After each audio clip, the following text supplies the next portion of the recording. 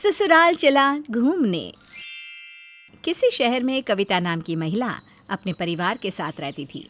एक दिन घर के सभी लोग कहीं बाहर घूमने का प्लान बनाते हैं। 4 दिन की छुट्टी है, हम सबको मुंबई जाना चाहिए। वहाँ घूमने के लिए एक से बढ़कर एक जगह है। हाँ, बचपन से मैं भी मुंबई जाना चाहती थी। खासतौर पर मुझे ना वहाँ की फिल्म सिटी देखनी है। फिल्म सिटी की तो बात ही कुछ और है। वहाँ पर ना तरह तरह की टीवी सीरियल की शूटिंग देखने को मिलती है। क्यों विकी, तुम्हारा क्या ख्याल है? ठीक है भैया, मुझे कोई एतराज़ नहीं है, मैं भी मुंबई देखना चाहता हूँ। उसके बाद राहुल अपने लैपटॉप पर कुछ होटलों की जानकारी ढूंढना शुरू कर देता है। ये होटल बहुत अच्छा है, हम सब यहीं रहेंगे। लेकिन भैया ये होटल तो बहुत महंगा लग रहा है, यहाँ का किराया भी ज़्यादा होगा। हाँ, ये मुंबई के टॉप 10 होटल में से एक है। इसका किराया एक दिन का 10,000 रुपये है। अरे बाप रे भैया, ये तो बहुत ही ज़्यादा है। मैं इतना नहीं कमाता कि इतने सारे पैसे खर्च कर सकूं। सिर्फ 4 दिन की तो बात है, कौन सा वहाँ 4 महीने ठहरने वाले हैं। हाँ देवर जी, साल में कभी कभार जेब ढीली भी करनी चाहिए। आप तो हमेशा पैसों को दांत से दबा कर रखते हो। दीदी ऐसी बात नहीं है, इनकी कम तनख्वाह में मुझे सारे खर्चे चलाने पड़ते हैं। रिंकू की फ़ीस भी देनी बाकी है। अगर हम इतने महंगे होटल में रहेंगे तो हमें कर्जा लेना पड़ जाएगा। ठीक है, इस बारे में हम कल बात करेंगे।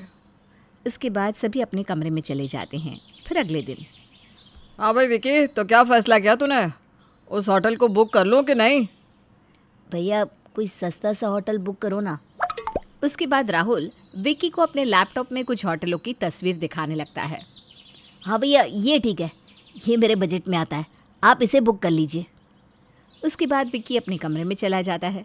दोपहर को जब सब खाना खा रहे थे तब राहुल की पत्नी कहती है, आपने फ़्लाइट की टिकट बुक करने के लिए एजेंट से बात कर ली ना? कहीं ऐसा ना हो कि वक्त में हमें टिकट ही ना मिले। फ़्लाइट का नाम सुनते ही विक्की और उसकी पत्नी के कान खड़े हो जाते हैं।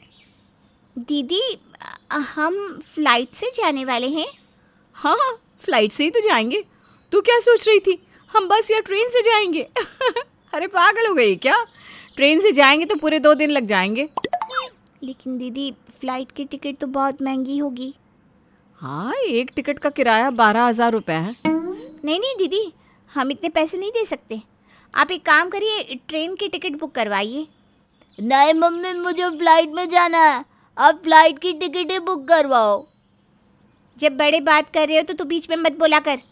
क्या करना चाहिए क्या नहीं करना चाहिए मैं अच्छी तरह जानती हूँ। चल जा अपने कमरे में। उसके बाद विक्की का बेटा उदास होकर वहाँ से चला जाता है। दूसरी तरफ घर में चल रही बहस कविता चुपचाप देख रही थी। फिर आखिरकार विक्की और उसकी पत्नी दोनों ट्रेन की टिकट बुक करवाने की जिद पर अड़ जाती हैं। ठीक है भाई, चलो ट्रेन की ही टिकट बुक कर लेते हैं बस।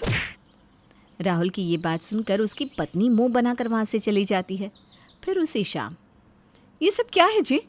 आपका भाई कम पैसे कमाता है तो उसकी सज़ा मैं और मेरे बच्चे क्यों भुगते?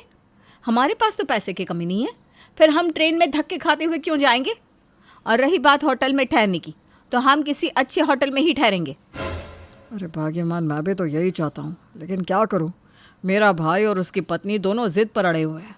उन दोनों का कहना है कि उनके पास पैसा नहीं है। अब अगर हम सब साथ जा रहे हैं तो हमें सबकी सुननी भी तो पड़ेगी ना। इसीलिए मैं हमेशा आपसे कहती हूँ, जितना जल्दी हो सके इस घर से अलग हो जाइए, वरना इसी तरह हमें हमेशा छोटी छोटी खुशियों का गला घोटना पड़ेगा। दूसरी तरफ विक्की की पत्नी भी उसे तरह तरह के ताने मार रही थी। ये घूमने की बात सुनती ना मेरे सिर में दर्द होने लगा है। एक तो पहले ही तुम पैसे कमाते कम हो, ऊपर से भाई साहब और दीदी हमारे पैसे खर्च करवाने के बहाने ढूंढते रहते हैं। दीदी को अच्छी तरह पता है कि हम फ्लाइट में नहीं जा सकते, इतना बजट नहीं है हमारा, लेकिन फिर भी हमारी बेइज्जती करने के लिए जानबूझकर बार बार फ्लाइट का नाम ले रही थी। तुम ठीक कहती हो, भैया भी तो महंगे होटल को बुक करने के लिए पीछे पड़े थे, लेकिन अब क्या करें, अगर घूमने जाना है तो थोड़े बहुत पैसे तो खर्च होंगे ही। पापा आप भी ज़्यादा पैसे कमाया करो, क्योंकि मुझे कभी मेरी मनपसंद की चीज़ें ही नहीं मिलती। पिंटू को देखो, बड़े पापा बड़े मम्मी हमेशा उसकी ख्वाहिश पूरी करते हैं। ये सुनते ही विक्की और उसकी पत्नी को बहुत गुस्सा आता है और वो दोनों अपने बेटे को समझाने के बजाय उसे घूर कर देखने लगते हैं। उसके बाद विक्की का बेटा घबरा कर कमरे से बाहर चला जाता है। तभी खिड़की के पास खड़ी कविता ये सारा नज़ारा देख लेती है। फिर अगले दिन, चलो सब लोग अपनी अपनी तैयारी कर लो, हमें 12 बजे यहाँ से निकलना होगा। आप जल्दी से टैक्सी बुक कर दीजिए ना, तभी हम समय पर स्टेशन पहुंच पाएंगे। नहीं नहीं, टैक्सी की ज़रूरत नहीं है, हम रिक्शा करके चलेंगे। ये सुनकर राहुल की पत्नी गुस्से से तिलमिला जाती है। रिक्शे की भी क्या ज़रूरत है, हम सब पैदल ही चलते हैं। बल्कि मैं तो कहती हूँ ट्रेन से भी जाने की क्या ज़रूरत है, मुंबई तक पैदल चलते 1-2 महीने में तो पहुँच ही जाएंगे। इससे तो सारे पैसों की बचत हो जाएगी। ज़्यादा ताने मारने की ज़रूरत नहीं है दीदी, मेरा जितना बजट है मैं उसी हिसाब से बात करूँगी ना।